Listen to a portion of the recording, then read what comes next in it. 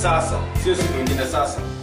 When Jesus came unto the earth, Jesus had an agenda, and the agenda was spelled in Isaiah chapter 60, I think, which is reflected in Luke chapter 4, verse 18.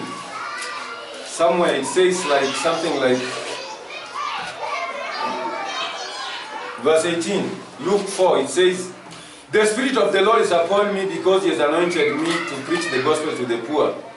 He has sent me to heal the brokenhearted, to proclaim liberty to the captives, and recovery of sight to the blind, to set at liberty those who are oppressed." In verse 19, to proclaim the acceptable year of the Lord. That was the agenda that Jesus brought. When Jesus was coming with this idea, He came and found another idea that was already there about the law. When He came born among the Jews.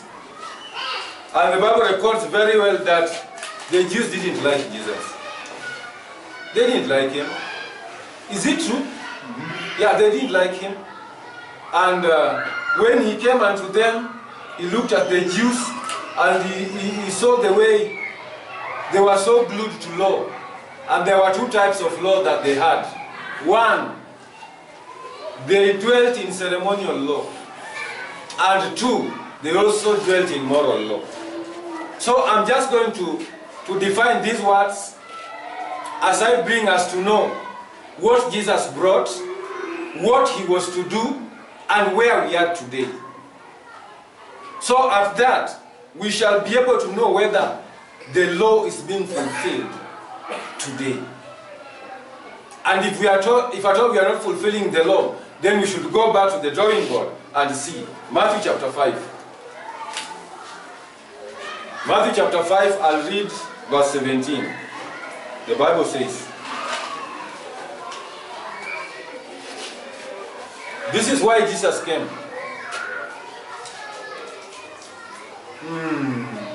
Matthew chapter 5, verse 17, the Bible says, "Do not think that I came to destroy the law or the prophets. I did not come to destroy, but to fulfill." So, the Jews, they didn't accept Jesus, and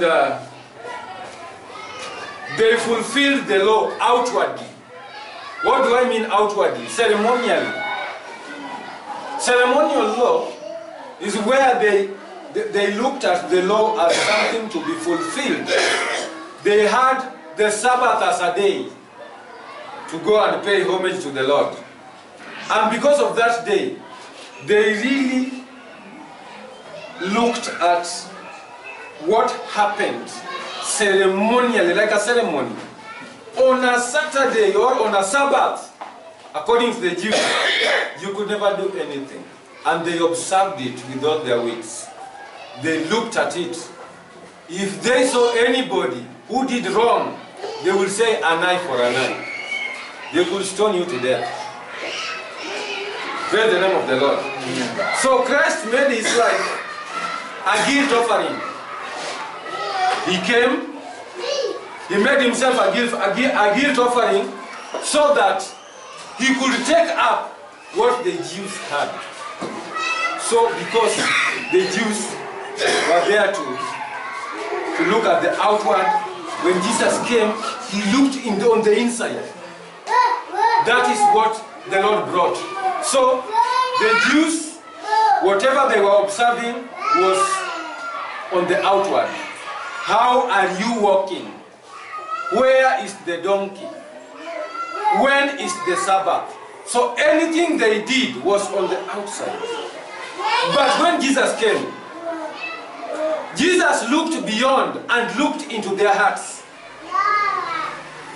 So by fulfilling the law that He says that He came to fulfill the law, He was first to remove or to teach or to make a foundation of the place where He was going to teach, so that where what He was teaching was to enter, was supposed to be clean first.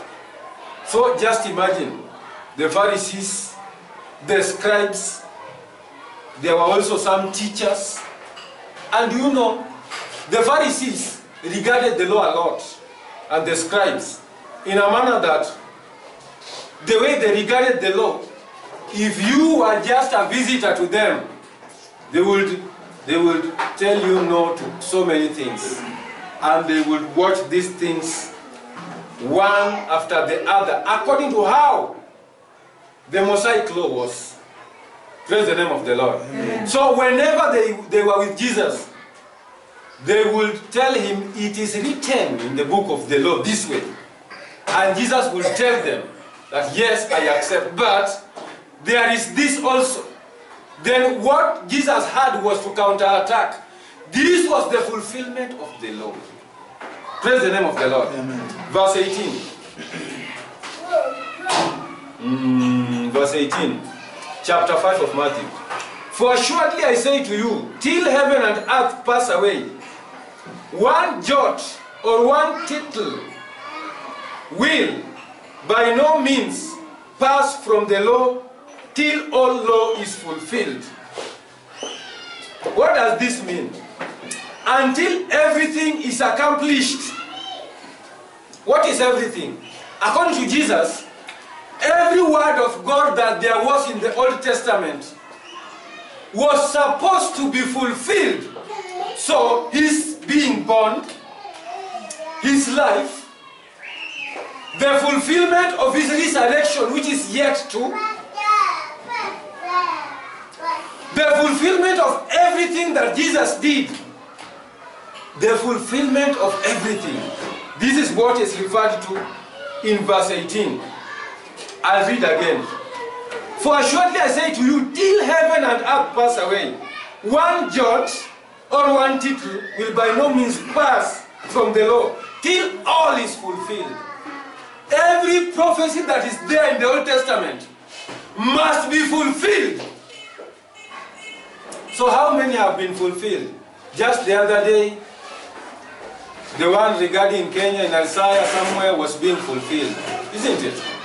It means that the end is almost coming. It is almost. So until every law, every prophecy is fulfilled, not even one will be left. Not one jot, nor a tittle. This means that not one small, nor the biggest will be left behind. All must come to be fulfilled. Then when all is done fully, yes, then it shall be set. Now the foundation will be ready. Let us read the book of Colossians chapter 2. Just to confirm what I'm saying. Colossians chapter 2 verse 13 to 14. This is about the Jewish laws, which included so many regulations and sacrifices. This is all they believed. As they believed that something must happen, literally, they must, as I heard my sister talking in the morning. Verse 13. And you being dead in your trespasses, and the uncircumcision of your flesh, he has made alive together with him, having forbidden you all trespasses, having wiped out all the handwriting of requirements that was against us, which was contrary to us. And he has taken it out of the way, having nailed it to the cross. Every sacrifices, every laws that there were, oh, you must be circumcised, my friend. You are a Jew on the 8th day, circumcision. So they regarded these things handy.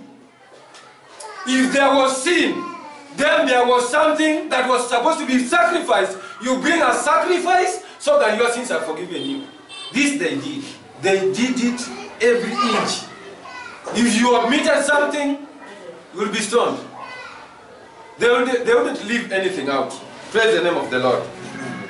So, where does the moral law now come in? Verse 19. Moral law. Now I've talked about the ceremonial law, which is about attributes and sequences. Desturi vile imeandikwa. When now it comes to moral law, I'll read verse 19. The Bible says, whoever therefore breaks one of the least of these commandments and teaches men so shall be called least in the kingdom of heaven. But whoever does and teaches them, he shall be called great in the kingdom of heaven. When we now come to the moral law, we come now to the Mosaic law, what Moses wrote on the 10 tablets, on the 2 tablets, the 10 commandments. Yes, the 10 commandments. Everything that was written there was regarding us. And it was supposed to be fulfilled according to the way it is written. Omission of one is omission of all. That's according to the Bible. So when Jesus came, he found them looking at the moral law also as well. And this is what I can refer to Exodus chapter 19, verse 5 to 6. I'll be speaking very shortly and we shall be done. Exodus chapter 19, verse 5 to 6, the Bible says, now therefore, if you will indeed obey my voice and keep my covenant, then you shall be a special treasure to me above all people, for all the earth is mine. And you shall be to me a kingdom of priests and a holy nation. These are the words which you shall speak to the children of Israel. This is Moses being accorded the Mosaic law to speak. And as Moses is being given, he is attributing it to the Israelites.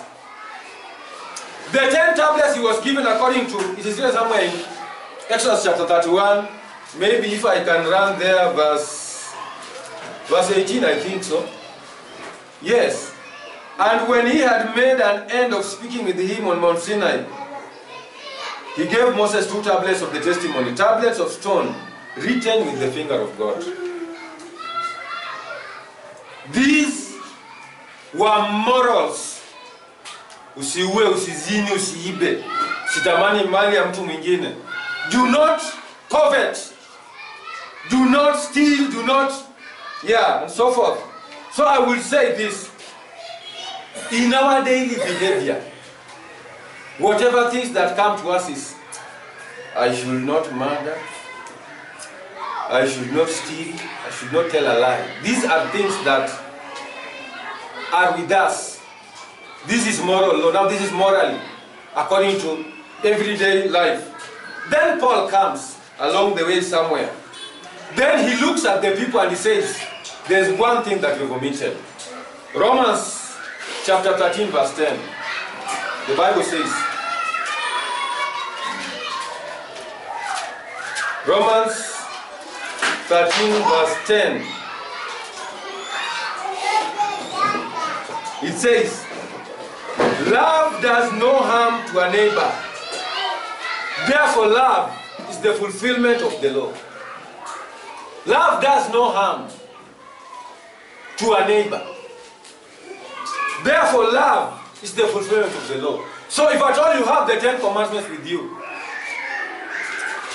and if at all the one says, do not steal, yes, and you love instead of stealing, then you have fulfilled the whole law. If only you love your neighbor. Jesus said somewhere, if you love your neighbor as yourself, yes. And here Paul says, in Romans 13 verse 10, he says, love does no harm to a neighbor. Therefore, love is the fulfillment of the law. So we can fulfill the law by love. If you love me, then there's no way you can plunder from me or steal from me. If you love me, then there's no way you can covet my things or do anything else. When you fulfill love, then it is the covering of all the other sins aside. You are fulfilling the law of God. And this is what the Lord brought. So for that word to come in, the Lord came in viciously. He looked at the heart. The Jews looked at it ceremonially on the outside. But Jesus came on the inside to look at the way we are on the inside. Now I have a query. How are you on the inside? Can I find love in you? Can I find it? Can I find acceptance? If I find it, then you have fulfilled the law. And that is what I mean by law fulfillment today. If you love, then you can overlook unto the other things that are not evident with the common eye or with the physical eye. Praise the name of the Lord. So here I am saying, if there is something that we ought to do, we ought to look at the picture that Jesus drew. Let me move a little bit closer as I'm about to end. I'm going back to Matthew chapter 5, where I was originally. Matthew chapter 5, I'll read verse 20. The Bible says, verse 20, "For I say to you that unless your righteousness exceeds the righteousness of the scribes and the Pharisees, you will by no means enter the kingdom of heaven." This is the word of God. The Bible is saying, if at all our righteousness cannot exceed or cannot outdo the Pharisees and the scribes' righteousness, then the kingdom of heaven is not ours. Can never reach. We can never reach. Why? The Pharisees, they were the most religious of the Jews. They knew every law.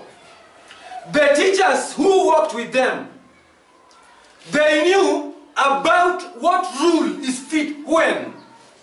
They knew when some rule was supposed to be fitted somewhere. So they attributed to it. And they had a court of appeal that they had, the Sanhedrin. The Sanhedrin was a council of elders who are just scribes and Pharisees who could come and supersede. They see, they look at what people are doing, and they could rule, and what they said would carry the day. Praise the name of the Lord. Amen. When Jesus came, he came to get into the people, so that condemnation may not rule, so that we may not be so full of ourselves and act according to the way we see.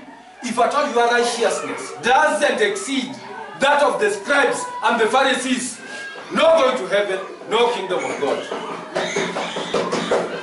So in all that we do, in every step that we make, let us check, am I more of a Pharisee who looks on the outside, and I have neglected things of the inside? Yes, there are some things maybe I take important and some unimportant. Yes, we should regard all, for the love fulfills the law. So love, when we fulfill the love, it covers all other things. And we are there. Praise the name of the Lord. Luke chapter 11, verse 42. The Bible tells me this way. "But woe to you, Pharisees, for you tithe mint and rue and all manner of herbs, and pass by justice and the love of God. This you ought to have done without leaving the others undone." What are those things that we leave undone? We say, I will give this, I will do this, but this one I will not do. In fact, leaving anything out is not according to that verse that I read in verse 18. The fulfillment of all the law is about the love from the inside. The inside must be complete for the Lord to give a tick. Approval comes from the Lord. Praise the name of the Lord. Praise the name of the Lord. Amen. So this day I am here and I'm saying fulfillment of the law is about the inside of me and the way I carry things, the way the Lord has written it, the way it is, so that it is the law, it is the Bible again that will acquit me that now you are for heaven. Amen? The kingdom of God, you must exceed the Pharisees and the scribes. This is the gauge that the Lord gave us. This is the gauge. So for the fulfillment of all the law, we must love one another. We must love one another. Omission of which we can't say that we see God, we love God whom we don't see. We can't say. You can't say you love God whom you don't see if you don't love your brother whom you see. So love is a must, love is key. You fulfill that tincture of love, yes, you are there. The Lord will be ready for you. By that you can say, Lord, you are delaying. You are delaying, come back, I'm ready. But you see, Jesus came to work your inside. He's now working your inside by the word that you are hearing. This word comes to stifle you, it comes to rock you, it comes to shake you, it comes to pinch you, it comes to show you the way, it comes to press you on so that you may never miss when people are counted on that day when the trumpet calls. Praise the name of the Lord. Amen. How is your inside? That is why Jesus came.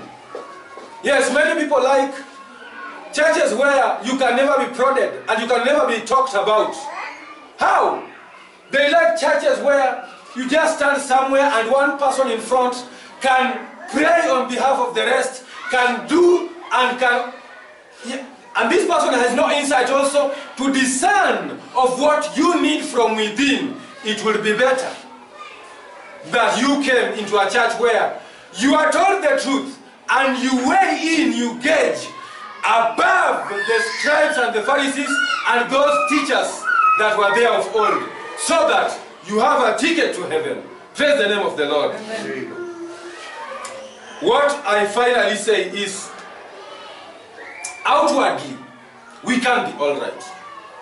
Outwardly, we can station ourselves and do things come on time, look like really we are going to heaven, yes, but what about the inside?